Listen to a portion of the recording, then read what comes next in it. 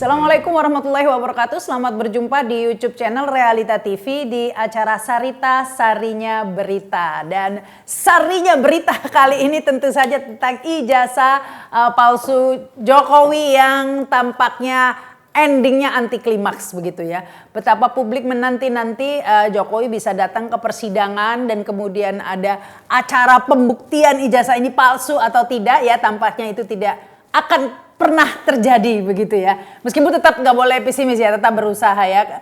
Ini dikarenakan sesuai dengan prediksi ya sebelumnya bahwa ini akan berakhir dengan eksepsi dan kemudian tidak lanjut dalam persidangan. Kita akan bahasnya bersama isu-isu lainnya pastinya dengan narasumber yang sudah hadir. Ini ada Bang Marwan Batubara. Assalamualaikum Bang Marwan. Waalaikumsalam warahmatullahi wabarakatuh. Assalamualaikum Ustadz Rizal Fadilah ini. Waalaikumsalam warahmatullahi wabarakatuh. Assalamualaikum Pak Narko. Waalaikumsalam warahmatullahi wabarakatuh. Ya, ini endingnya kemarin sebenarnya tidak terlalu mengagetkan ya, ketika eksepsi Tifa ini dikabulkan. Dengan demikian semuanya gugur sudah ya, selesai ini kasus ijazah palsu dengan tersangka Tifa ini sudah selesai karena eksepsinya ditolak. Sebenarnya tidak terlalu mengejutkan karena memang eksepsinya itu sungguh amburadul begitu ya. Dari awal itu bahkan menurut Hosinuddin kemarin datang ke studio mengatakan bahwa itu sengaja seperti memberi umpan lambung begitu ya, agar di-smash, istilahnya membeli celah begitu ya, agar persidangan ini tidak lanjut di eksepsi, kemudian ya harus dikabulkan karena memang salah semua begitu surat dakwaannya dan akhirnya tidak lanjut. Nah, ini mungkin kita putar dulu ya pendapat Hosinuddin sebelum keputusan ini yang ternyata nggak jauh beda dengan hasilnya sesuai prediksi. Di kasus Tifa itu ada eksepsi. Eksepsi itu semacam tangkisan atau perlawanan bukan kaitan pokok perkara, tetapi terhadap dakwaan yang diajukan apakah memenuhi syarat formilnya begitu.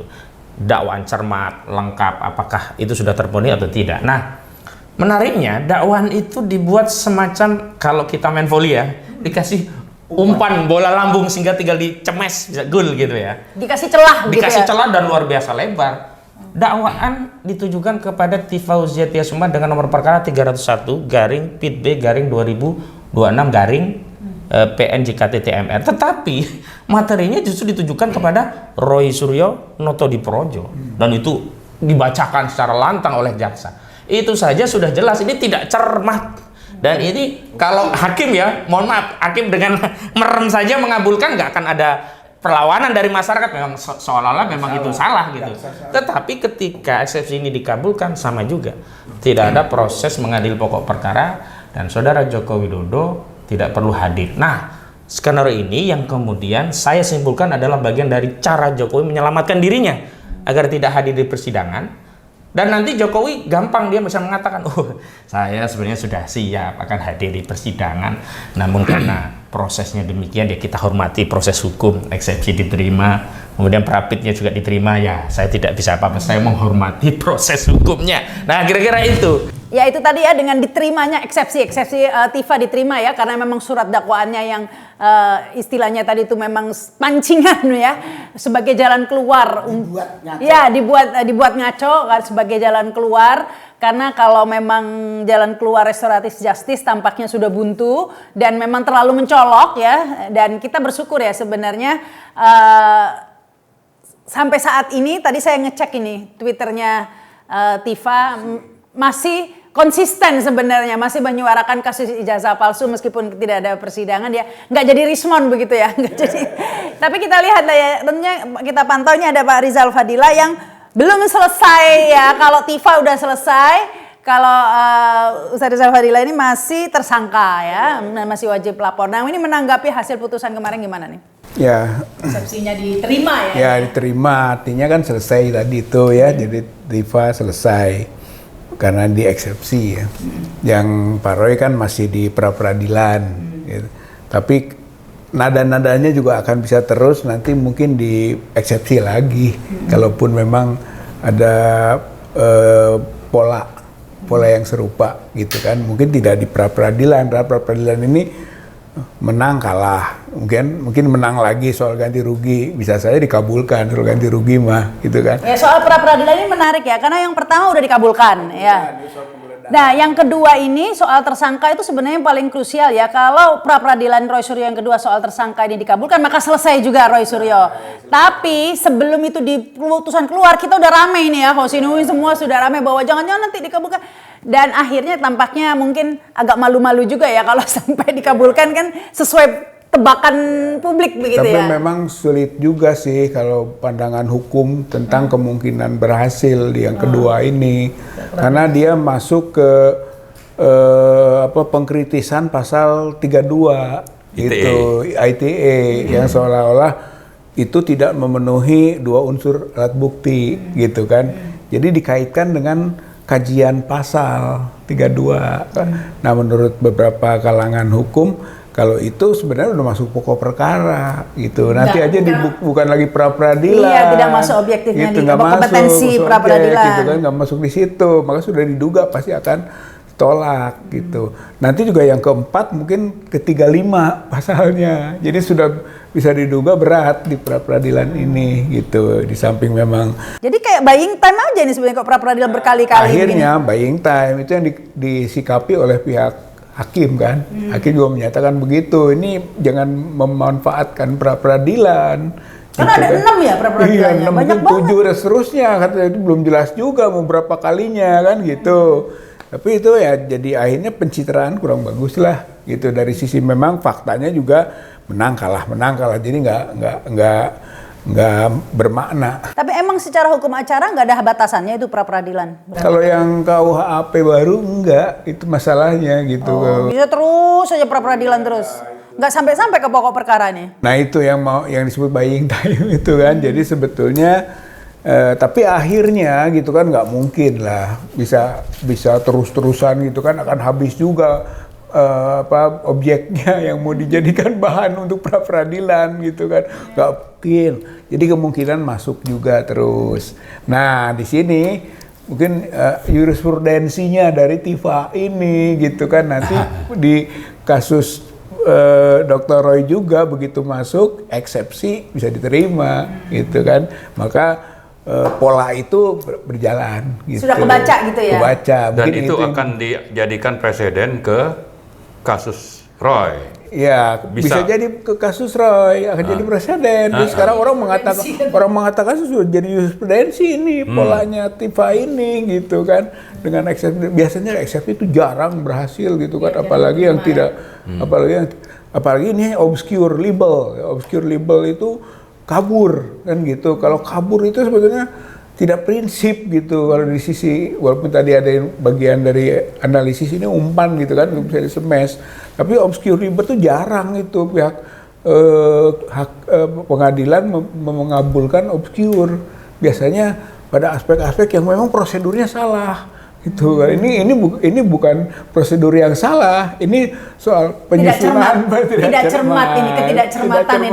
Jadi kabur lah gitu kan, nggak jelas gitu. Jadi kalau menurut saya bisa jadi preseden ataupun sekaligus dasar jurisprudensi. Kita lihat saja nanti surat dakwaan Roy Suryo, apakah ada umpan lambun lagi, ngaco lagi surat dakwaannya. Nah, di situ dulu kita harus membacanya gitu, Mbak Rahma. Jadi harapan terakhir sekarang ini ke Roy Suryo ya untuk kemudian Jokowi bisa disidangkan. Ya, saya kira di situ karena Tifa udah nggak bisa kan, tinggal Roy Suryo. Apakah nanti Roy Suryo itu diteruskan sampai ke pokok perkara, ya berarti harus hadir kan gitu. Ya, nggak tahu ini, jadi dugaan-dugaan akan kita bisa buktikan gitu pada kasus yang ini. Namun kalau dari sisi yang lain kan ada kasus yang 3 itu juga gitu ya, kan. Kasus saya keluar dari situ kayak melompat gitu. Kalau saya melompat jangan di soal Jokowi hadir kemudian dibuktikan ijazahnya palsu atau asli. Kalaupun itu yang 3 ini sampai masuk ke sana, ya kita berikhtiar gitu kan untuk sama juga membuktikan itu gitu kan, dan mendorong Jokowi supaya hadir gitu. Kalau memang kita di situ, tapi kita yang bertiga kita keluar dari situ, maka kita masuk ke jalur yang lain. Keluar maksudnya gimana? Tidak terjebak di situ. Itu bukan satu-satunya penyelesaian. Dan memang juga belum jadi tersangka, belum dilimpahkan ke belum dilimpahkan. Kalaupun dilimpahkan jalan juga, tapi kita kan tetap berjalan di rel lain. Ya. Ini yang disebut jalur pengaduan masyarakat yang ke Bareskrim itu. Nah, seandainya nih prospeknya kasus Pak Rizal Fadila sendiri bagaimana nanti kalau seandainya P21? Ya nggak apa-apa itu kalau saya mungkin ke teman-teman kita berdiskusi kalau memang bisa hambatannya nanti pada eksepsi atau pra-peradilan, ya kita tidak pra-peradilan. Ya. Kalau eksepsi nanti kemungkinan juga menjadi bahan untuk bisa diterima, ya kita jangan eksepsi. Ya. Kan gitu. jadi dua-duanya jangan dipilih. Jadi Lanjut aja silakan punya gitu. desain gitu kan. Yang penting bagaimana membawa Jokowi masuk ke ruangan. itu bagus. Gitu. Dan Jadi komitmen apa maksudnya niat 3 orang nih Pak Rizal Fadila, Rustam dan Bu Kurnia ini untuk sampai ke situ gitu, gimana menyeret lah. Ya nggak mau menyetop di tengah jalan begitu ya. Kita tidak mau menyelamatkan diri sendiri lah. Ya. Itu kan yang penting saya jangan sampai gitu kan diadili terusnya. Nggak mau kita, nggak mau kita maunya ayo sama-sama lah saya masuk, Jokowi masuk gitu kan. Orang bertanya tentang ijazah yang palsu, Jokowi buktikan asli. Ayo bareng-bareng di situ kesempatannya. Kalau gitu nggak selesai-selesai soalnya ini Kalau sampai itu nggak selesai-selesai. kalau eksepsi lah pra-peradilan Nggak selesai-selesai. menggantung terus ya. Gantung, makanya itu tetap kalau bagian kita nanti polanya beda, gitu satu. Tapi punya cadangan kita, Ya, cadangan. gitu. Itu Ya yang- cadangannya kita membuat Dumas ke Bareskrim Dumas. yang sampai memfokus kepada udahlah bukan soal palsu atau asli, siapa yang bikin palsu? Ya. Gitu. Tapi soal Dumas itu kan beda apa grade-nya begitu ya dengan yang sidang ini Pak Rizal karena ini kan Jokowi yang melapor sehingga wajib hadir. Jadi kemungkinan menyeret Jokowi ke ruang persidangan lebih besar di kasus ini. Karena kalau Dumas dan lain-lain kan yang lapor Pak Rizal Fadila begitu kan. Nah, jadi ini harapan publik benar-benar anti klimaks ini ketika Tifa dibebaskan. Ya udah tinggal Roy Suryo atau kasusnya klaster kedua ya Pak Rizal Fadila klaster 1 ya yang belum P21 ini. Nah, harapannya di situ ya kalau seandainya Roy berakhir sama dengan eksepsi juga dengan Tifa, ya mudah-mudahan nanti Pak Rizal Fadila bisa lanjut begitu ya. Ya gitu. Kalau sampai memang dilimpahkan dan lanjut, kita punya komitmen yang kuat gitu bersama bahwa kita tidak akan mengambil pola yang seperti Roy ataupun Tifa itu. Pokoknya fokusnya harus lanjut. Fokusnya harus lanjut kalaupun memang kita dilimpahkan. Ini kan belum nih, jangan-jangan tidak dilimpahkan juga gitu kan. Jadi nggak masuk itu yang tadi itu. Pola lain tuh. Makanya buat cadangan. Gitu. Bahkan cadangan ini strategis kalau menurut saya mah Mbak Rahma. Bahkan kita sudah membuat ya sebut klaster-klaster itu kan. Klaster keterlibatan orang yang banyak di situ gitu kan. Dari mulai yang paling penentu kebijakan sampai ke yang 5 klaster. Tapi nanti nggak dipedulikan lagi Pak Rizal di NO lah, di itu mah enggak. Kalau pidana kan enggak ada NO kan. Gitu, jadi langsung aja. Jadi yang penting mah tergantung 1-2 faktor Mbak Rahma. Satu memang desakan kitanya kuat. Desakan itu 2. 1 bukti hukum. Itu kalau hukum terus kita bisa bertanya kemana-mana. Ini hukumnya udah cukup kok gitu. Buktinya udah banyak. Sampai sekarangnya udah 20. Ya masuk gitu kan. Kok nggak dijalankan? 2 aja biasanya harus dijalankan oleh polisi mah. Gitu kan. Apalagi 20 misalnya ini dari sisi hukum nih, perjuangan hukumnya. Kedua, desakan publik masyarakat. Ini kasus politik. Berarti desakan politiknya kan gitu. Ini pada aspek desakan gitu. Desakan yang bisa berjalan. Nah, aspek politik juga ini kan penghambatnya siapa ya? Karena Kapolrinya masih ini ya terhambat misalnya atau kita skeptis kan gitu. Apalagi ada kabar kan Kapolri bakal diganti nih. Benar-benar memberi satu harapan. Makanya itu harus kita dorong terus gitu. Jangan sampai itu hanya wacana saja. Nah, ini menarik ini soal Kapolri diganti ini saya ke Bang Marwan Batubara ya. Karena kan kita tahu ini sebenarnya ada perang terselubung lah ya antara Prabowo dan Jokowi ini kan. Jadi benci tapi cinta lah orang dua ini kan ya. Sebentar bekerja sama, sebentar ini. Nah sebenarnya kasus ijazah palsu ini senjata yang kuat buat Prabowo sebenarnya untuk menyembelih gitu ya di Jokowi. Nah ini bisa dimanfaatkan ketika Kapolri diganti atau bagaimana nih Bang Marwan? Ini memang sangat bermanfaat dan sebetulnya Prabowo itu sudah merasakan langsung di lapangan merusak citra dan pembangkangan terhadap pemerintahan Prabowo. Ya, ini sudah membangkang. Siapa misalnya aktor-aktor yang ada di balik penangkapan Jampitsus Tanpa izin ya. tanpa izin. Itu kan adalah geng Jokowi, ya, Polri, yang intinya adalah untuk merusak citra Prabowo dan menghambat program unggulan Prabowo loh. Apa program unggulan Prabowo? Antara lain, ya, kalau kita lihat di Astacita, itu soal kemandirian. MBG, Pak. Bukan. Kalau kita baca 8 itu, ada citra kedua, soal kemandirian, ada citra kelima, cita kelima itu soal misalnya itu kaitan dengan hilirisasi, kemudian cita ke-7 soal pemberantasan korupsi. Ini yang menjadi andalan, unggulan, dan pelaksanaan itu salah satunya lewat PKH, tapi inilah yang dihancurkan oleh Polri misalnya, lewat Kortas. Kortas ini adalah lembaga yang dibentuk oleh Jokowi beberapa hari sebelum lengser, bulan Oktober 2024. Nah, jadi Prabowo sudah merasakan langsung dampak dari sikap Polri ini. Kemudian juga, kalau bicara ijazah palsu, teman-teman ini jadi tersangka. Kenapa? Karena Polri lah yang menjadi aktornya. Belum pernah ada pembuktian ijazah itu asli atau palsu, mereka sudah dituduh mencemarkan nama baik. Ya kan? Kenapa kita bilang harus masuk ke pokok perkara? Ya kita mau. Buktikan dulu ijazah Anda asli, baru kalau memang kami ini mencemarkan nama baik, silakan. Tapi kan oleh Polri dinyatakan ini identik.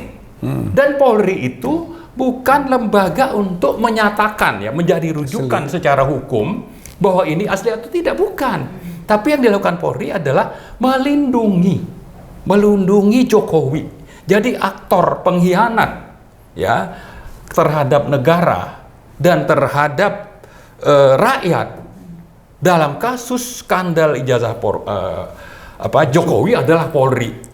Satu lagi pengkhianatnya saya sebutkan kemarin itu adalah UGM. UGM itu kan menyatakan ini bulan Maret 2025 bahwa ini asli. Dia memberikan. Artinya kembali kepada Pak Prabowo, ya, kalau hubungannya sudah memang tidak harmonis, ya saya kira itu wajar. Sudah begitu banyak fakta-fakta lapangan yang menunjukkan bagaimana Polri berperan justru untuk kepentingan politik Jokowi. Nah, ini soal pergantian Kapolri ini kan sempat sudah santer terdengar, tapi kayaknya tidak semudah itu ya mengganti Kapolri ini, Pak. Ya, ini kan tinggal sekarang keberanian dari Pak Prabowo, ketegasan dan keberanian. Yang jelas sudah terlalu banyak contoh-contoh di lapangan tentang pembangkangan Kapolri terhadap pemerintah. Waktu pemerintah membentuk tim namanya Reformasi Polri, tiba-tiba Kapolri itu bikin tim transformasi. Ya kan? Ada demo lalu ada orang meninggal, ya. Afan Kurniawan yang orang sudah menuntut supaya ini diganti karena dia yang harus bertanggung jawab. Itu Prabowo tidak melakukan apa-apa. Nah, yang terakhir soal ini Jampitsus. Bagaimana bisa program unggulan dirusak oleh siapa? Tampaknya bukan hanya itu yang membuat sulit, itu memang sudah deal dari awal antara Jokowi dan Prabowo dari sebelumnya bahwa memang ini boleh maju presiden asal saya pegang Kapolrinya Listio Sigit. Sepertinya seperti itu. Kalau sampai Prabowo berani mengganti Kapolri, ini bisa terjadi perang, sudah genderang perang bagi Jokowi dan Polri, benar-benar pecah kongsi deh gitu kan. Ya, saya kira itu kan risiko. Kalau dia memang benar-benar konsisten dengan apa yang diucapkan selama ini, apa yang menjadi tekad dalam atau visi misi dalam Astacita, maka soal deal itu kan harusnya ya dihadapi saja risikonya gitu. Jangan justru dia tersandra oleh deal dengan ya inilah Jokowi. Kalau jadi presiden berdasarkan deal ya. Ya, makanya jadi dan kita ingatkan sudah berkali-kali, Pak Narko juga sudah kita ngeritik beliau. Saya pernah bilang beliau ini adalah presiden 7,5 di Medan waktu itu. acara FPTNI. Kenapa? Karena bayang-bayang Jokowi itu masih sangat kuat. Tapi maksud kita kan bukan untuk dia jatuh, supaya dia berani. Nah, sekarang kurang apa lagi bagi Prabowo? Sudah cukup, sudah lebih dari cukup alasan bagi Prabowo untuk bertindak. Ini udah keterlaluan. Yang presiden siapa? Yang membuat kebijakannya rusak itu siapa? Ya kan, ini kan sudah nyata tadi saya bilang. Soal PKH, menyelamatkan aset negara yang ada yang menyebutkan 370 triliun, ada yang menyebutkan 450 triliun. Ini fakta. Meskipun itu bukan 100% bentuk uang. Bentuk uangnya mungkin cuma 10 atau 5%. Tapi kan ini sesuatu yang sangat penting untuk kita apresiasi, ditambah lagi akan ada kebijakan ekspor satu pintu yang nanti bisa mendatangkan Tapi uang. itu tidak bisa menghapus fakta juga, Bang Marwan, bahwa di brankas Jampitsus ada tumpukan uang dan emas, begitu Pak ya? Betul, kita tidak dalam rangka membela Febri. Tapi apa yang ada seperti tadi Mbak Rahma bicara soal penggantian Kapolri. Stok yang ada itu seperti itu.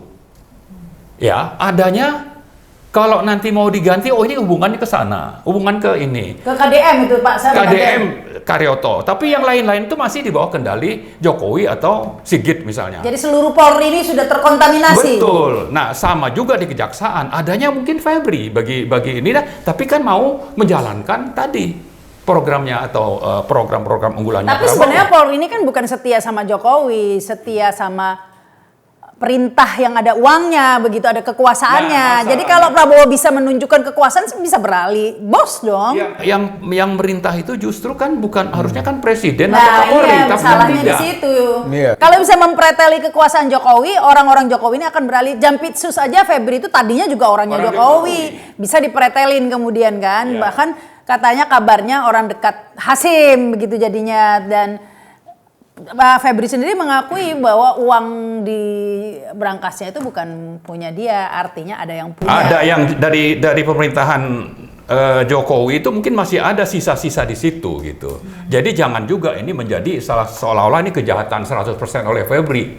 Karena faktanya waktu Febri jadi Jampitsus, Jokowi kan dapat manfaat dari pekerjaannya Jampitsus ini melalui apa? Melalui kasus CPO, kasus Asabri, kasus Jiwasraya. Dengan ada kasus itu, misalnya penjahatnya lepas. Yang disebut-sebut itu ada Bakri lah di situ, ada Erlangga Hartarto lah di situ, kan lolos. Hanya Harvey Muiz itu yang itu. Tapi di sini Jokowi dapat keuntungan politik. Eksekutornya itu boleh Febri, tapi yang mendapat manfaat politik itu adalah Jokowi. Orang ini tidak jadi tidak diproses secara hukum, tapi kejahatannya itu ditemukan gitu. Jadi biangnya itu ya tetap saja Jokowi menghalalkan segala cara. Itu. Nah, sekarang misalnya kita berharap sebetulnya adalah Pak Prabowo itu lupakan ada deal, rakyat akan ada di belakang Pak Prabowo sepanjang konsisten untuk menuntaskan berbagai kasus korupsi, terutama terkait dengan 3 citanya Pak Prabowo, yaitu nomor 2, nomor 5, dan nomor 7. Kemudian kalau bicara ijazah palsu, maka yang sangat dominan itu selama ini yang melakukan kriminalisasi itu adalah Polri, ya kan? Lalu kejaksaan pun menerima begitu saja dakwaan yang sebetulnya tidak relevan. Nah, artinya 2 pimpinannya itu dia harus ganti. Untuk apa? Supaya tuntas. Apalagi memang secara politik Jokowi sudah siap-siap untuk kampanye. Pak Prabowo harus hambat ini gitu. Caranya apa? Salah satunya ya tuntaskan kasus ijazah palsu. Jangan berhenti di nanti yang satu diterima, yang satu akhirnya nanti diterima juga ya. Tidak masuk ke pokok perkara. Nah, tinggal ini tersisa teman-teman yang bertiga ini saya kira. Ya, jadi saya pikir begini Pak, saya mungkin nggak terlalu terus terang maaf saya memang underestimate dan mengabaikan ada program unggulan, program kerja itu saya baca aja nggak mau gitu ya, karena saya udah saking nggak percayanya gitu ya. Karena menurut saya apa yang dilakukan para pemimpin itu maupun mantan pemimpin ini, bahwa sebenarnya memang tadi itu ada yang udah mulai kampanye, ini semua ujung-ujungnya ke 2029 beramai-ramai lagi pada giat-giatnya mengumpulkan logistik begitu. Baik dari MBG, itu polisi kan, ke Polri kan store-nya ke Jokowi itu ya, MBG, dan kalau PKH itu dan lain-lainnya kan pasti ada juga tuh, memang ada yang buat negara, pasti yang nggak buat negara yang diberangkas-berangkas kan juga banyak, itu store-nya ya ke kubu Prabowo mungkin ya, untuk logistik termasuk koperasi desa, katanya ada truk lah, sepeda, wah kayak gitu-gitu, program-program yang memang kadang-kadang nggak logis ya, yang sudah sulit untuk kita percaya bahwa program itu untuk rakyat. Sulit. Saya sudah mau percaya Pak. Saya sudah berusaha untuk husnudon, tapi nggak bisa Pak. Akal sehat saya menolak begitu ya. Jadi bukan seperti itu. Jadi ini lebih kayak memang lagi pada mengumpulkan logistik untuk perang di 2029 begitu Pak. Saya kira memang benar itu. Makanya kan kita kalau bicara tadi soal program unggulan atau PKH, ini sesuatu yang baik, yang pantas kita apresiasi dan harapkan konsisten dijalankan. Tapi selama ini juga kita mengeritik yang kita sebut bahwa nggak perlu sampai ke Antartika untuk memburu koruptor. Di sekitar istana itu ada, di Jakarta banyak, di Solo ada gitu misalnya. Ya kan? Bagaimana yang bisa dijalankan? Ya salah satunya misalnya, yang namanya pimpinan KPK itu kan warisan Jokowi. Dia kan bisa bikin ini waktu pembentukan pansel pemilihan Jokowi, pimpinan itu melanggar aturan sebetulnya. Dia bisa koreksi itu. Dia punya alasan dan rakyat pasti dukung. Ini memang presiden setengah tiang ini apa nih Pak? Itu dia. Jadi repot. belum lagi soal MBG kan kita berapa kali bahas di sini kan. Pernah juga saya sampaikan ya pilih-pilih aja. Jangan semua yang anak sekolah itu dibantu. Tapi kalau orang mampu ya nggak usah. Nah sekarang katanya sedang diperhitungkan, tapi kita selalu kritik gitu. Tapi masalah bahwa ada sesuatu yang diapresiasi ya kita dukung, dan saya juga heran bagaimana bisa di dalam Partai Gerindra sendiri giliran ini program unggulan Prabowo diganti digugat, dipermasalahkan, itu faksi yang mendukung itu ada faksi misalnya 2 atau 3 faksi di Gerindra itu tidak solid. Ada juga yang justru terkesan ya, justru happy dengan ini di berangus misalnya. Nah kita kan dengan begitu bisa melihat bagaimana nih Prabowo ini nggak usah bicara lintas partai lah, dalam partainya sendiri dia tidak berdaya untuk mengatur, ya kan? Nah tapi tetap saja kembali kepada isu bahwa yang baik kita dukung, dan kita berharap Pak Prabowo ini berani, terutama tadi 2, mengganti Kapolri, mengganti Jaksa Agung. Tapi ya itu yang mungkin yang ditakuti Prabowo, mengganti Jaksa Agung juga Pak. Oh iya, iya kan, karena ini kaitannya tadi kan soal P21 atau tidak kan. Jadi kalau sebenarnya ini perang buat Jokowi juga penentuan, karena ini juga tergantung satu, Kapolri diganti itu ujung-ujungnya kasus ijazah palsu juga ya, untuk melindungi. Demikian juga kejaksaan, ini serangan Jampitsus ke Febri ini juga tekanan kepada jaksa agar jangan terus sok-sokan mau mengungkap ini, melanjutkan kasus ijazah palsu ini. Mungkin begitu ya Pak Riza kalau Iya, saya kira memang kasus perbedaan Kapolri gitu kan, yang waktu melimpahkan itu dengan menahan kan, tapi kemudian ternyata di kejaksaan justru dilepas. Gitu. Jadi kelihatannya memang ada sedikit perbedaan. Ada shock terapi lah langsung nyamanya. Gitu kan.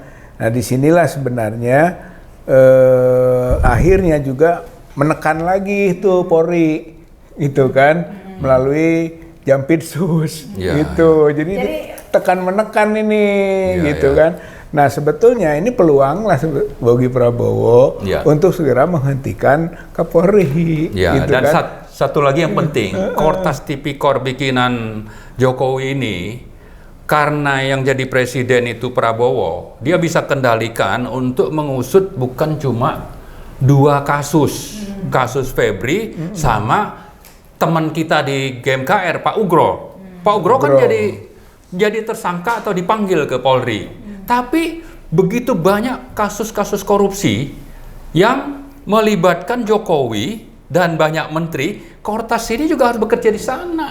Tapi kalau tidak, ya jangan salahkan orang bahwa sebetulnya Kortas ini adalah lembaga bikinan Jokowi untuk melawan lawan-lawan politik sambil melindungi diri sendiri. Itu kasusnya Ya kan? kasus ini juga ijazah palsu Ijazah juga. palsu. Jadi memang semua intinya nih ganja sandra. Kita sebenarnya punya kalau Jokowi hobinya menyandra orang, sebenarnya rakyat Indonesia ini juga punya sandra, yaitu ijazah palsu. Jokowi ini tersandra kasus ijazah palsu ya sebenarnya. Dan ini, Makanya silakan. Mbak Rahma, saya buat klaster kesatunya, sebut klaster utama. Itu yang menjadi penentu dari semua proses pemalsuan itu Jokowi dan Prabowo. Salah satu Itu Prabowo. makanya saya buat begitu karena memang Jokowi yang menggunakan, menyuruh dan berkepentingan, Ya. sementara Prabowo yang tahu itu palsu tapi membiarkan. Itu kan jadi berarti ini sama-sama penjahatnya gitu. Dan itu klaster utama lagi karena memang Ya. mereka adalah penentu. Iya, gitu. penentu. Makanya saya bilang kasus ijazah palsu ini sudah bisa dikatakan to be or not to be tadi itu. Kalau ini sampai jebol bisa bubar buat Jokowi. Jadi buat Prabowo juga ini sebagai touchstone ya, gitu alat uji juga, batu ujian Ya. juga dia. Kalau Pembuktian dia benar presiden atau nah enggak. kalau dia sebenarnya memanfaatkan ini Ya. momentum gitu, Ya, kalau ya. menurut saya gitu kan, yaitu persaingan ini kan sebenarnya ada masalah tiga kekuatan yang berkaitan dengan pusat kekuasaan. Jokowi gitu kan, kemudian Gibran, dan pada pihak sininya adalah Kapolri gitu kan, melawan Prabowo kan Ya, gitu. ya. Udah putus aja ini, mau Jokowi dulu gitu kan, dorong supaya ada tangkap dan adili, atau Gibran dulu yang diturunkan, Ya. atau Kapolri yang diganti. Sebenarnya ini berpengaruh gitu Ya, ya. terhadap penguatan Prabowo kalau memang itu menjadi pola dan kebijakannya untuk memperkokoh diri gitu. Tapi kalau dia hanya sendiri mengambang tadi, ya sudah kita tempatkan saja Prabowo dan Jokowi itu satu gitu. Ya, Orang gitu udah kan. nuntut penggantian Kapolri itu sudah berbulan-bulan. Mungkin sudah lebih dari 1 tahun malah. Iya, malah dapat penghargaan kok. Iya, itu dia. Jadi saya mau ke Pak Narko ini ya, karena ya tadi itu sebenarnya ini karena sudah penentuan bagi Jokowi akan melakukan apa saja ya, untuk termasuk tadi tekanan kepada kejaksaan, makanya Febri ini kan seperti shock terapi ya buat ini, kaget lah di Prabowo tadi. Jangan berani-berani melawan skenario saya. Jaksa ini kayaknya mau melawan skenario Jokowi soal ijazah palsu, jadi jangan ada yang mengusik skenario saya. Berani Dan ngusik? oligarki. Ya. Jadi kalau kita bilang Jokowi itu belakangnya oligarki. Jangan lupa itu satu paket itu. Iya. Nah ini makanya Febri ini ditangkap juga sebagai shock terapi karena merasa ya tadi itu Roy Suryo dibebaskan, Tifa dibebaskan, sehingga wah ini di luar skenario saya ini berani nih dibalas lah, apalagi kayaknya Jokowi memang agak pendendam ya kalau kita lihat. Nah ini Pak Narko, tampaknya kita juga sudah harus hati-hati nih, Jokowi ini akan melakukan apa saja. Terbukti nih udah mulai, meskipun rakyat Indonesia ini sudah muak sebenarnya dengan kerusuhan-kerusuhan, setting-settingan itu, dengan demo bayaran dan lain. Tapi kemarin itu saya sampai bingung, lihat nggak di Instagram tuh diposting demo Jakarta rusuh, Jakarta ini. Padahal itu berita bulan Juni. Jadi hoax semua. Tapi yang aneh, iya, kalau hoax kenapa nggak satu akun serempak? Itu kan berarti ada yang modalin ya. Ada buzzer yang menggerakkan. Itu penuh semua kerusuhan di HP saya. Saya sampai telepon suami saya di kantor, ini rusuh enggak? Saya nggak ada apa-apa padahal gitu ya. Nah ini harus siap-siap ini Pak. Akan ada perang ini karena Jokowi ya tadi itu. Pokoknya mati-matian di kasus ijazah palsu ini, to be or not to be. Silakan ini Pak Narko. To kill or to be killed. Assalamualaikum warahmatullahi wabarakatuh. Salam. Saya nyimak tadi pembicaraan tadi, terus dari kayaknya seru banget ini kondisi bangsa ini gitu. Padahal saya katakan bahwa masalah ijazah palsu Jokowi ini masalah sederhana, tapi sebenarnya ini masalah yang sangat mendasar buat bangsa ini. Karena kepalsuan ijazahnya Jokowi ini menurut saya sudah merusak apa? Merusak moralitas Dan akal sehat. dan akal sehat. Ada orang bisa jadi presiden dengan ijazah palsu, ya kan? Dan di sini yang perlu saya sampaikan kepada saudara-saudara sebangsa setanah air lah, yang hampir 300 juta ini gitu. Apa enggak merasa terhina dengan ada orang yang jadi presiden menipu, setelah jadi presiden merusak, gitu? Dan ini kan bukan hanya merusak aturan, merusak moral, ya prinsip-prinsip dasar ini apa moralitas kan udah dilanggar nih, menipu gitu. Jadi pada kesempatan ini saya yang pertama sampaikan kepada sesama rakyat lah, yang kemudian yang agak jauh lah, kecuali yang ada di kelompok gitu.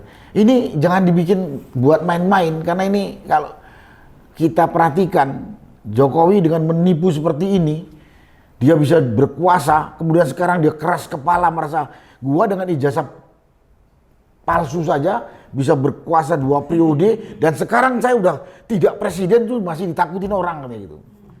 Dan ini kan punya presiden negatif ke belakang nanti kepada generasi setelah kita ini. Itu yang saya ini rasanya orang sekolah susah payah sampai menderita segala macam, ini dengan nipu bisa dan merusak lagi itu. Jadi saya kira Jokowi ini memang dengan ijazah palsu ini dia niat betul. Dia kayak mewakilin dendam pribadinya, mewakili dendam kelompoknya yang kita duga komunis. Dan nafsu dinastinya. Ya, dan akan melanjutkan, dinastinya akan dilanjutkan. Dinastinya kan akan dilanjutkan kan. Tapi selama ini berbahaya orang seperti ini. Berbahaya banget. Ini kalinya dia punya dendam kepada bangsa ini, pribadi, mungkin kelompoknya juga. Sehingga begitu dia berkuasa, dia rusak. Saya satu aja ngelihatnya. Yang lain-lain banyak sekali. Info tentang dia tua dari keluarga PKI segala macam itu banyak kan. Tapi saya lihat kepres berapa itu, kepres 17 yang mengatakan 2000 berapa itu, 2010-an masih, yang mengatakan bahwa peristiwa 6566 PKI itu adalah korban dari kebiadaban itu. Kira-kira siapa kalau PKI korbannya? Pelakunya rakyat kan? Atau mungkin lebih TNI. spesifik lagi TNI kan? Jadi kelihatan sekali ini dia sedang menjalankan balas dendam anunya PKI. Nah bayangin, apalagi yang dibilang Pak Marwan tadi, dia sekarang sedang melanjutkan mengembangkan politik dinasti. Itu masuk akal, makanya identitasnya itu serba nggak jelas ya Pak ya, orang tuanya dan lain tuh ya. Karena ini saya berharap rakyat tahu nih dan mau bersuara. Jangan sampai jadi korban berikutnya. Nah, yang kedua, ini bukan masalah hukum kok ini. Masalah dagelan hukum, sebetulnya ini adalah permainan politik. Nah karena itu yang berkuasa sekarang kan Prabowo.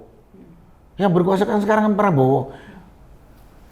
Kok sampai hati aja mendiamkan masalah ini, masalah ijazah ini. Rakyat terpecah belah. Dan kalau saya lihat yang bela itu cuma begundalnya dia, yang tadi kalau istilah Pak Marwan itu oligarki, dan para basar yang dibayar dia saja kok yang mendukung. Coba lihat kalau ada pihak yang menyerang ijazah palsu atau menyerang masa pribadinya Jokowi, itu saja kok yang kembali ya. Tapi karena rakyat kita masa bodoh udah nggak ada masalah. Jadi kepada pemerintah yang saya minta Prabowo, ya tegakkan betul hukum. Saya di sini cuma nuntut janji Prabowo akan menegakkan hukum. Ini menyangkut masalah hukum. Dan masalah yang sangat mudah dilaksanakan, sangat mudah dilaksanakan. Bukan mengintervensi hukum loh, bukan mengintervensi. Hukum itu kan sudah ada aturannya.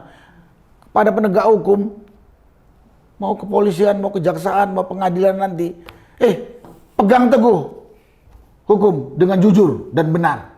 Selesai. Salah bilang salah, benar bilang benar. Itu aja kok. Kan kita kan bukan mengintervensi itu kan, tapi tidak dilakukan oleh Prabowo.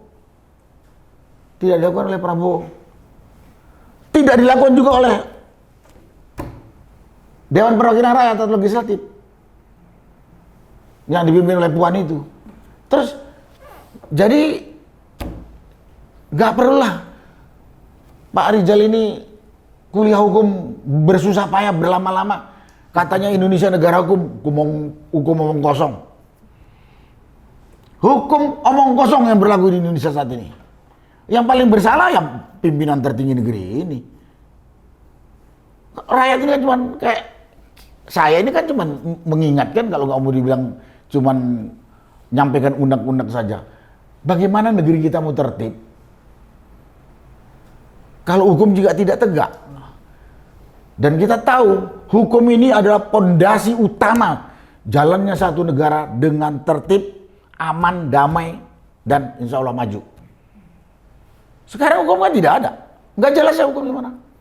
Di mana ada hukum yang benar? Nggak ada. Dimainkan sesukanya penegak hukum. Tadi yang dibilang ada Kapolri, ada kejaksaan. Ini semua. Tapi kan tadi topiknya bisanya cuma Kapolri dengan kejaksaan. Sebetulnya kan tokoh utamanya penegak hukum kan presiden. Dan tokoh utama pengawasan kan DPR. Ini udah impoten semuanya ini.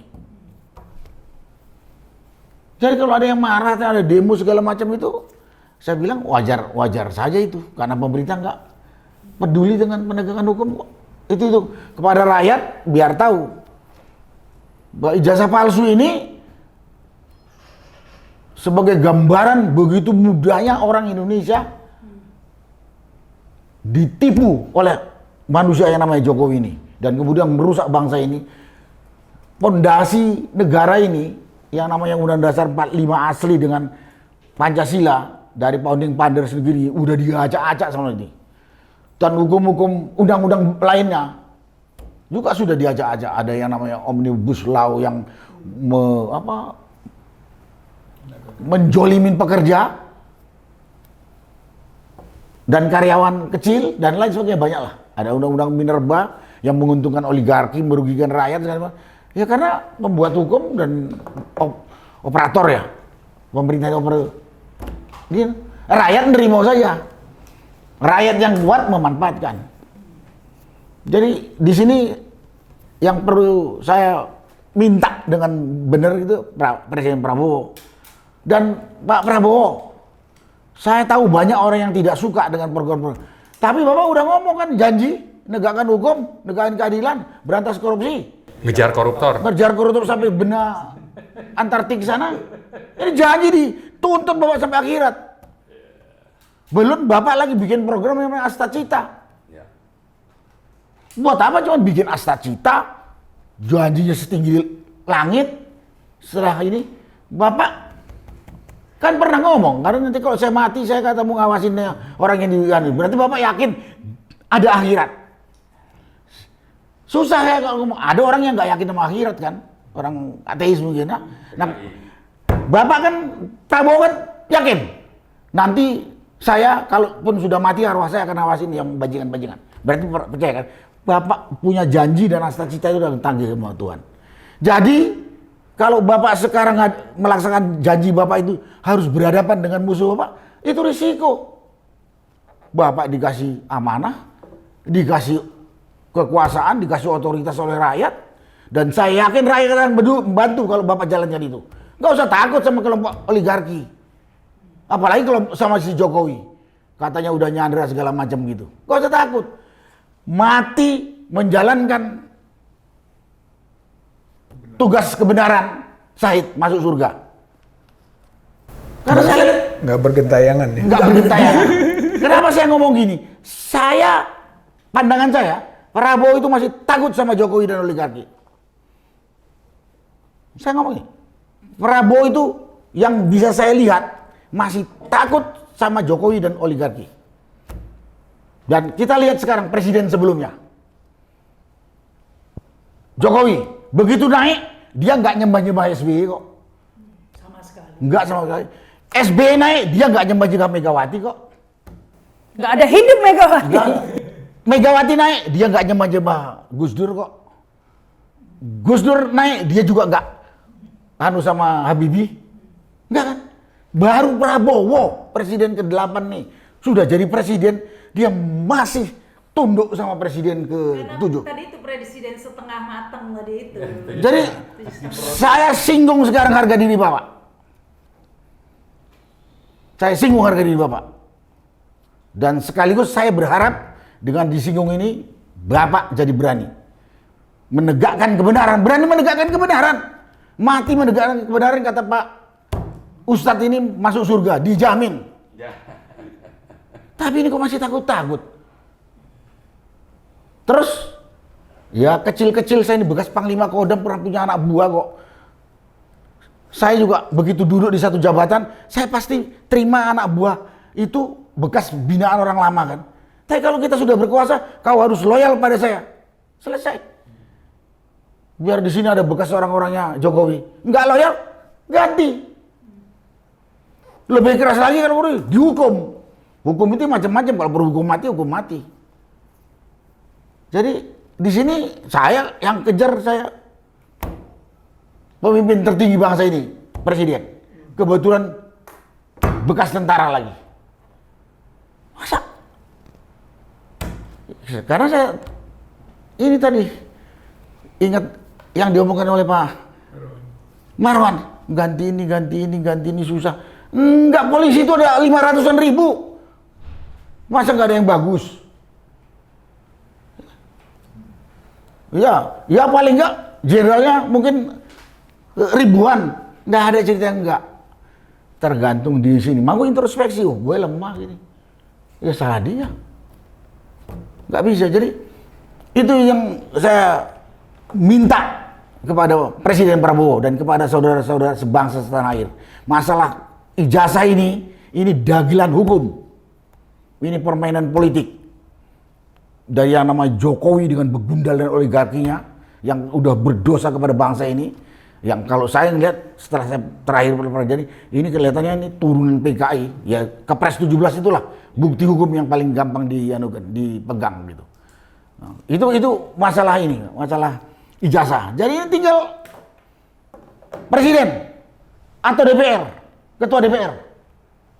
Selesai, orang dua ini dia yang ngomong. Hoi, aparat hukum, tegakkan hukum yang benar, jangan buat main-main. Ini masalah ini. Jadi nggak ada ini dagelan hukum ini, bukan penegakan hukum, dagelan hukum. Nah, kemudian masalah tadi ada pergantian apa nih, masalah ini penggerebekan Jampitsus oleh Kapolri. Kalau saya ngelihatnya yang terbukti mata ini ya, Jampitsus nyimpen barang segitu banyak. Benar nggak secara hukum? Ada emas segitu banyak, ada uang segitu banyak. Kalau nggak benar, berarti polisi benar, gitu aja dah. Terserah motifnya ya. Nah, terserah motifnya, gitu kan. Nah, tapi juga kejaksaan ini juga kalau lagi ngusut kasus yang lain-lain, jangan konyol kayak kemarin sana ada selebaran dari Jaksa Agung. Kejaksaan nggak boleh ngusut masalah SPPG, MBG. Ini kan aneh. Dia kan penegak hukum, penyidik juga kan dia harusnya kan. Nggak boleh, ada apa ini? Rakyat kan tanya. Nah satu lagi nih, berkaitan ini, di sini juga presiden yang saya tuntut. Kalau ganti Kapolri atau ganti Jampitsus ini, berapa susahnya harus presiden? Dia dikasih otoritas hukum kok, dikasih amanah. Ini jelek, ganti. Takut lagi. Jangan dari presiden. Oh ngelawan. Presiden itu punya Polri, punya TNI. Kalaupun tadi Pak Marwan bilang banyak polisi yang sudah rusak, saya yakin masih banyak yang bagus. TNI masih ada. Dia punya pas pampres juga. Kuncinya ada di Prabowo. Kuncinya dari Prabowo. Dia kuncinya di sini, berani nggak? Pada kesempatan ini saya katakan, Bapak nggak usah takut. Kalau Bapak menegakkan hukum, kebenaran, saya yakin 99% rakyat di Indonesia ini akan dukung Bapak. Kecuali termul sama begundalnya Jokowi. Atau begundalnya bajingan itu. Jadi nggak usah takut. Dan kalau Pak Ustadz bilang mati menegakkan kebenaran masuk surga kok. Dari Bapak dihinakan terus. Satu lagi, Bapak sebagai pemimpin kalau dikritik terus. Suruh orang pindah keluar negeri. Ya pokoknya cari pembenaran terus gitu kan. Apa ya cari pembenaran lah dan menolak lah udah namanya. Itu nggak usah diomongin lah Pak. Nggak usah diomongin. Jadi bahan ini Pak. Jadi bahan apa? Jadi bahan guyonan rakyat. Saya nggak tahu orang terdekat Presiden Prabowo ini menginformasikan nggak berita-berita yang segitu banyak tentang Presiden. Saya nggak ngerti. Saya takut memang di situ juga ada bajingan peliharaannya oligarki. Jadi kalau ada kritik-kritik rakyat itu diblok nggak masuk ke Presiden. Indikasi itu ada. Indikasi itu ada maka kita bilang gitu. Jadi dan tata lagi lah mesin kerja atau kabinet dengan benar. Saya yakin kalau Bapak Presiden bekerja untuk kebenaran dengan berpedoman pada undang-undang yang berlaku, Bapak nggak usah takut orang berontak sama Bapak. Jadi Bapak bisa pilih orang yang profesional atau kompeten. Jangan Bapak pilih hanya orang Jilat. yang nempel di situ, yang kalau istilahnya penjilat saja. Gue hanya orang-orang yang memberi kritik itu kan sebetulnya sayang sama bangsa ini. Tapi Bapak takut. Wah ini pasti kalau dipakai nanti kayak Pak Rizal ini dipakai jadi pasti ngelawan gue ini, nggak gue pakai lah katanya gitu. Padahal kita ini ngomong karena kecintaan kita pada tanah air ini, bangsa dan negara yang sudah carut marut sekarang ini gitu. Itulah yang bisa saya sampaikan. Masalah ijazah ini dagelan hukum. Masalah ini namanya korupsi, sikat semuanya nggak ada urusan. Tapi jangan berhenti di Febri, jangan berhenti ganti Kapolri aja bingung kok. Dan Presiden Prabowo itu termasuk presiden paling apa saya bilang? Ya paling lemah lah gitu aja. Masih mau maki menterinya Jokowi. Masih maki Kapolrinya tinggalan Jokowi. Ini Sigit ini sudah hampir 7 tahun nih, belum pernah ada presiden 7 tahun. Kapolri 7 tahun. Panglima TNI-nya udah mungkin 5 tahunan. Mau gitu loh. Soalnya bukan soal mau dan tidak mau, merusak tatanan meritokrasi sistem yang ada di TNI, Polri maupun di ASN. Nggak mikir. Kayak ketakutan. Kalau diganti nanti mungkin mau melawan saya, mungkin nggak bisa bantu saya, mungkin nggak ada. Kita sama-sama kok lulusan dari perguruan tinggi militer tuh tahu semuanya. Jadi nggak usah. Ini merusak betul-betul merusak meritokrasi sistem di TNI dan Polri dengan ada ini orang dipakai sekian lama gitu. Jadi pikiran orang rakyat juga berpikir nggak bener nih. Karena yang namanya Kapolri, Kepala Staf Angkatan, Panglima TNI paling 3 tahunan paling lama kok. Ini hampir 7 tahun nih. Kapolri terlama ya Pak ya? Iya kan. Ini kan merusak nih. Jadi kalau negara ini juga, kalau pemerintah ini juga mandul, idle, impoten, ya karena orang-orang struktur organisasinya nggak tepat. Disusun nggak tepat, menempatkan orangnya juga tepat. Gimana nggak tepat? Siapa yang ngomong kemarin? Amerika menterinya cuman belasan, kita 40, gila nggak? Iya. Sama Wamen 107. Sama Wamen pemborosan, belum yang tadi bagi jabatan. Gendut. Super gendut. Obesitas. Namanya obesitas itu. Gemoy. Gemoy masih mending. Kalau gemoy itu masih di jalan. Kalau obesitas itu tinggal kayak ulat aja gitu kan. Apa mau dikerjakan gitu. Jadi di sini saya minta saudara-saudara sebangsa setanah air jangan masa bodoh dengan kondisi bangsa. Kalau udah pecah kita nyesel semuanya nanti. Kemudian kepada pemerintah terutama kepada presiden dan DPR. Ijazah Jokowi ini masalah dagelan hukum. Presiden dengan ketua DPR bisa memutuskan itu. Pergantian pejabat itu terserah presiden, pejabat eksekutif. Jangan bilang nggak ada orang. Perwira tinggi di polisi itu pasti puluhan ribu itu. Di TNI juga gitu. Jadi kalau nggak diganti-ganti, yang salah bukan mereka, bukan salah si Sigit, bukan salah si Jaksa Agung atau Jambi itu, yang salah presiden yang gunakan. Terima kasih. Wassalamualaikum warahmatullahi wabarakatuh. Waalaikumsalam. Ya memang ini menarik kata Pak Narko tadi ya. presiden sebelumnya itu nggak ada tuh harus nyembah-nyembah ke presiden sebelumnya. Ya kan? Sebelumnya Jokowi nggak nyembah-nyembah tuh ke SBY nggak nyembah-nyembah. Malah orangnya SBY langsung dicopot sama dia. Iya, biasanya emang seperti itu. Tapi ini emang luar biasa Jokowi ini ya. Bukan hanya disembah, bukan hanya hidup Jokowi. Jokowi yang luar biasa atau Prabowo yang di bawah biasa? No, bukan Prabowo saja, bahkan bukan hanya nyembah ya. Kalau dulu ya sudah selesai SBY ya udah melukis sana di rumahnya itu Di Ambalang, sorry, di Cikeas. Cikeas gitu kan, Megawati berkebun, udah begitu kan biasanya. Ini juga mau pulang ke Solo sebagai orang biasa.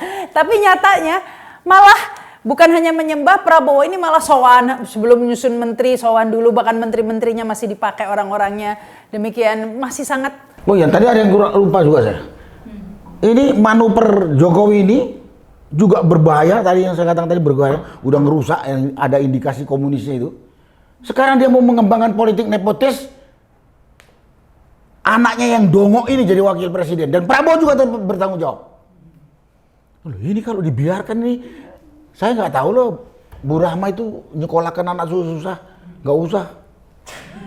Ini jadi dongok gitu bisa jadi wakil presiden kok. Itu aja. Tapi sebenarnya ini kayak terikat begitu loh, terpaksa ya. Buktinya sebenarnya Gibran tuh sudah didudukkan sejajar dengan menteri begitu dapat. Tapi karena seperti terikat suatu perjanjian dengan setan begitu loh ya. Jadi nggak bisa lepas. Perjanjian sama setan kok harus diikuti gitu. Nggak bisa lepas perjanjian itu. Oh nggak bisa gawat. Loh, bisa karena ya jadi kalau sering dengar cerita ini kan Pak Narko pesugihan di Gunung Kawi gitu. Ya. Karena sudah tumbalnya rakyat Indonesia ini.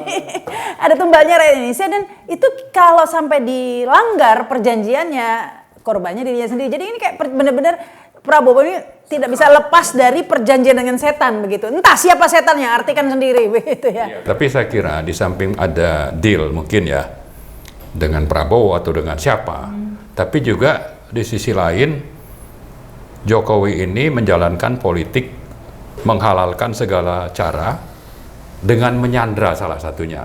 Yang kita sudah pahami, tadi saya sebut soal bagaimana pimpinan Golkar. Itu cara apa itu Pak Marwan? Ya? Menyandra itu cara setan kan? Oh iya, maksud saya. Setan boleh dibunuh nggak? Tapi iya makanya jadi intinya di satu sisi memang ini ada deal sebelumnya, di sisi lain ini menjalankan politik menghalalkan segala cara. Belum lagi nanti orangnya pengecut misalnya ya. Nah makanya kita menyatakan mendukung penuh Pak Prabowo supaya dia jangan lagi menjadi pengecut gitu. Karena dia jadi presiden itu ya tadi tuh pakai pesugihan masalahnya, nggak murni. Kalau yang lain-lainnya kan duduk bukan hadiah dari presiden sebelumnya. Itu spekulatif ya, tapi fakta lapangan menunjukkan begitu. Itu bisa saja benar, bisa salah. Tapi fakta lapangan tadi menghalalkan segala cara, termasuk menyandra, ini lebih bisa diterima akal. Ini terjadi gitu lah. Pak Prabowo harus lawan ini, maksud saya gitu.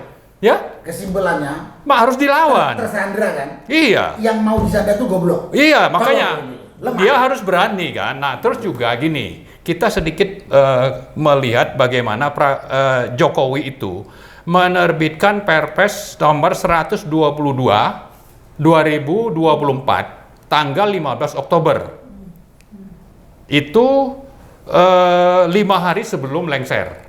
Ya kan? Lengsernya tanggal 20. Yang itu intinya adalah membentuk Kortas Tipikor yang dipakai untuk yang sudah nyata itu baru 2, kasusnya Febri, satu lagi kasusnya Pak Ugroseno.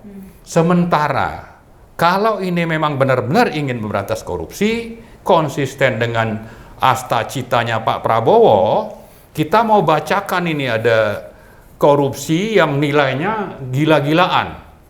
1, Patraniaga Pertamina, korupsinya 900-an. Kasus Timah 300T. Kemudian ada BLBI Darmadi, itu 138T. Asabri 22T. Jiwasraya itu sekitar 17T. Saham GoTo itu melibatkan Erick Thohir. Menterinya ada itu.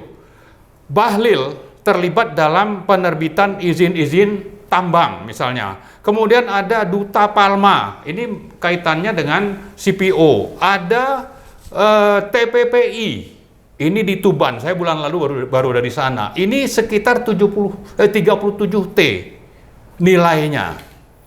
Ini salah satu, kalau memang yang namanya KPK itu sudah di bawah kendali Jokowi, tidak mau melakukan pengusutan. Ini cukup banyak orang sudah menyuarakan ini ke KPK, tapi tidak pernah di follow up. Nah, kita berharap ini Kortas Tipikor yang dibentuk Jokowi ini, tapi harus dimanfaatkan oleh Prabowo. Kita nggak perlu lah, mau dibentuk Jokowi kayak bagian Kortas Tipikor dibentuk. Tapi sekarang yang pegang itu kan Prabowo. Jadi biar aja dibentuk itu. Iya, makanya kita tuntut. Kalau memang masih ada orang-orang Jokowi di KPK, ganti. Kemudian Kortas Tipikor sudah menyasar PKH misalnya. Tapi yang tadi puluhan kasus ini harus diusut oleh Prabowo. Kalau memang konsisten, tidak sekedar omon-omon. Kalau saya nomor 1 Jokowi dulu. Ya, betul, setuju. Banyak sekali yang udah laporan terima duit kok. Berapa menteri itu? Udah 6 menteri. Tinggal dipanggil 6 menteri itu kan untuk saksi. Tapi Prabowo masih deal-dealan juga sama setan tadi itu. Yang saya nggak ngerti ya, kenapa padahal kan dalam pemilu itu yang milih presiden kan rakyat. Harusnya Prabowo itu merasa menjadi presiden, merasa hutang budi pada rakyat. Rakyat kan yang menjadikan dia presiden. Kenapa dia merasa hutang budinya sama Solo ya? Bu Rahma tanya sama Prabowo aja deh. Menurut saya ada sejarahnya. Sejarahnya bahwa Prabowo merasa tidak pernah menang selama melakukan kompetisi kepresidenan sebelum dia itu kan mengandalkan Jokowi. Perjanjian dengan Jokowi. Nah, jadi istilahnya karakternya penakut. Iya, artinya walaupun bagaimana itu sejarahnya gitu kan dengan begitu gitu kan. Dia tidak sulit melepaskan Jokowi selama Jokowi itu gitu kan berada di dalam anggapan dia bayang-bayang kekuasaannya gitu kan berdasarkan itu. Sebetulnya sekarang ini ada pergeseran gitu. Pergeserannya Jokowi dan gengnya gitu kan itu sudah mulai tidak lagi menjadikan Prabowo gitu kan sebagai kepanjangan tangannya. Bahkan dia sudah berusaha untuk mencari celah untuk mengambil alih kekuasaan. Dan itu sudah ada gejalanya. Sudah berkali-kali. Jadi kalau menurut saya Prabowo itu bukan kita harapkan, tapi Prabowo harus diultimatum. Kalau mengharapkan Prabowo, apa yang diharapkan Prabowo?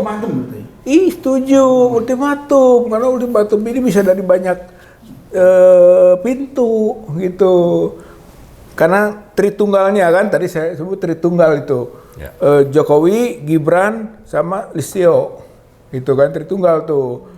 Itu mereka itu sudah melakukan pengkhianatan, sudah tidak sesuai dengan komitmen, deal gitu. Jokowi jalan sendiri dengan PSI-nya gitu kan, dan dia ingin punya ingin comeback lah gitu dari segi pengaruh politiknya gitu kan. Kemudian dia untuk anaknya dia lakukan itu gitu kan, untuk Kaisang dan untuk Gibran. Berarti Gibran kan tuh ada di situ gitu. Dan tangan semua itu untuk mengancamnya atau untuk terus memperkuat posisinya pakai Kapolri gitu kan. Itu oleh karena itu tetap saja ini sudah terancam, bahasa kita bahkan Prabowo itu terancam. Karena kelemahan diri sendiri.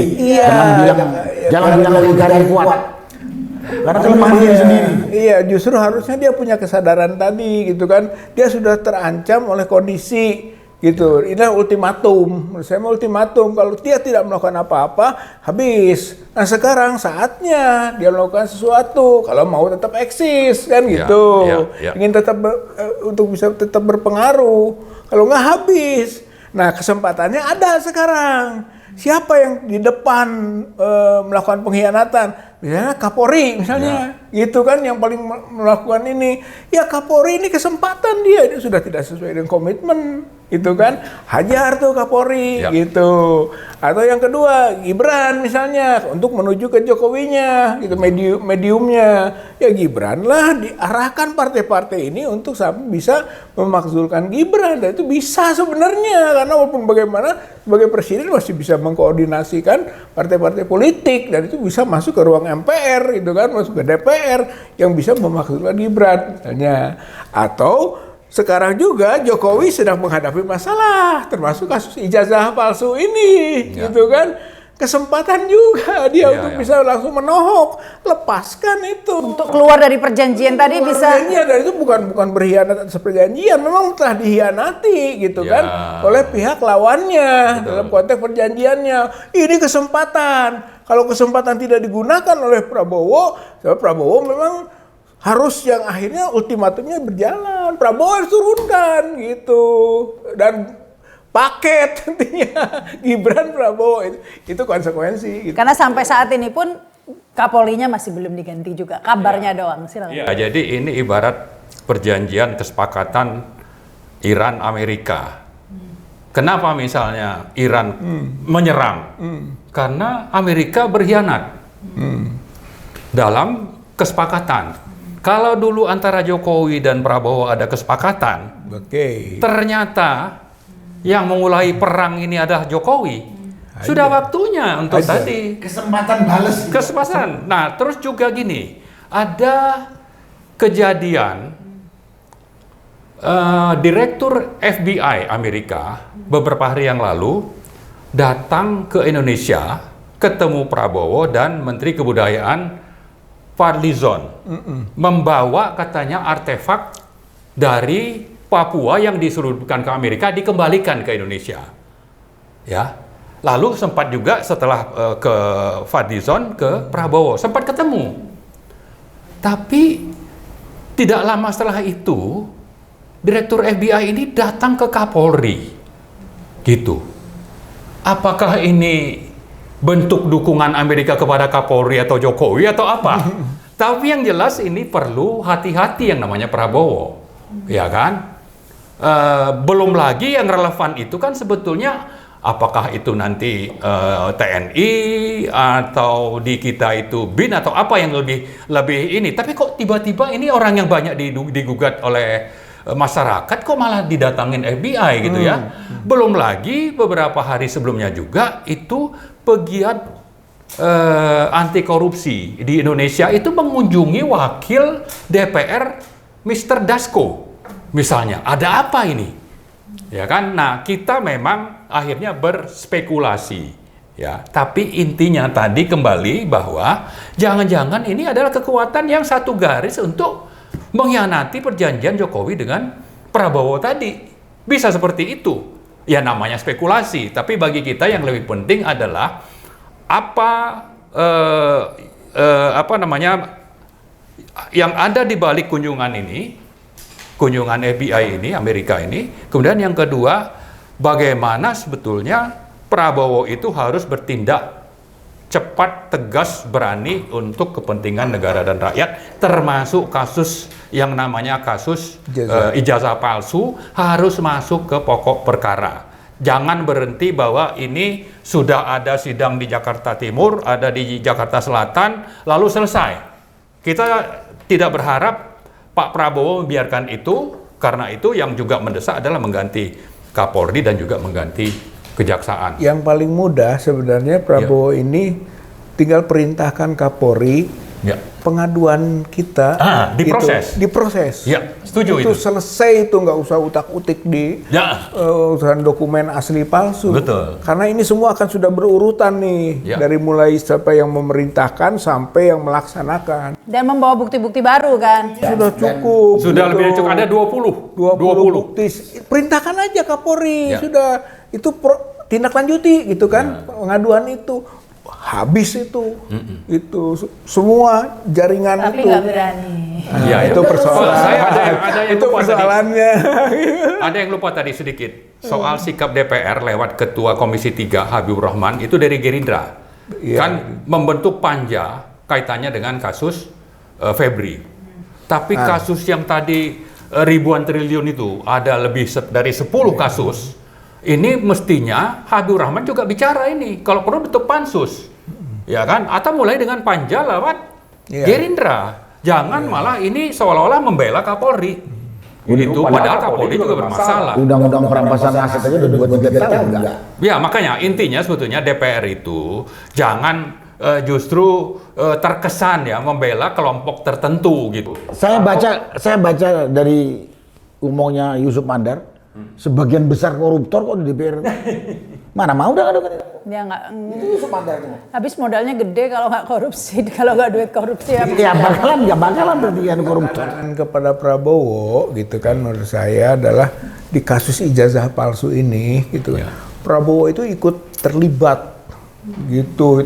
Itu perlu jadi catatan sebab dia tahu, udah tahu kan sesuai dengan keterangan dari Mensesnek. Iya, itu obstruction of justice atau crime by omission. Kan ada dua itu. Berarti sekarang sudah disetarakan. Tinggal dia mau terlibat gitu kan, yang sudah secara hukum iya gitu kan, atau dia melakukan langkah sebagai presiden tadi, ultimatum lagi ke Listio Sigit. Tadi salah satu barang bukti yang disampaikan itu adalah tentang taunya Prabowo bahwa ijazah Pak Jokowi itu palsu dan itu disampaikan kalau tidak salah ke Pak Narko, Pak Mulyono, sama Pak Sony. Edi juga, Pak Edi ada. Dalam acara apa itu? Acara bersama. Buka bersama. Prabowo sendiri yang bukan Mensesnek itu ngaku gitu. Nah ini kan perlu diketahui publik bahwa Prabowo tahu katanya. Tapi kalau mendiamkan, kena jahat juga dia termasuk mendiamkan kejahatan juga. Kalau saya Prabowo itu matanya masih bisa lihat, telinganya masih berfungsi, bisa baca, yakin tahu saya. Cuman nggak berani saja nggak memutuskan. Nggak usah dari itu aja tahu orang itu anak kecil aja, anak SD tahu kok ijazah Jokowi palsu, anak SD tahu. Besok bisa kita laporkan secara hukum loh, gitu kan? Prabowo terlibat dan dilaporkan secara hukum, misalnya kan bukan hal mustahil. Artinya itu mas bagian dari tekanan politik. Iya betul. Terus berjuang yang pasti Pak Rizal dan Pak Narko juga. CCRP aja mengatakan dia itu orang nomor 2 atau nomor 3 koruptor dan kejahatan terkoordinir di dunia. Ya, tapi itu sama pemerintah kita didiamkan. Coba cari negara-negara yang tokohnya ada, semua sudah diusut.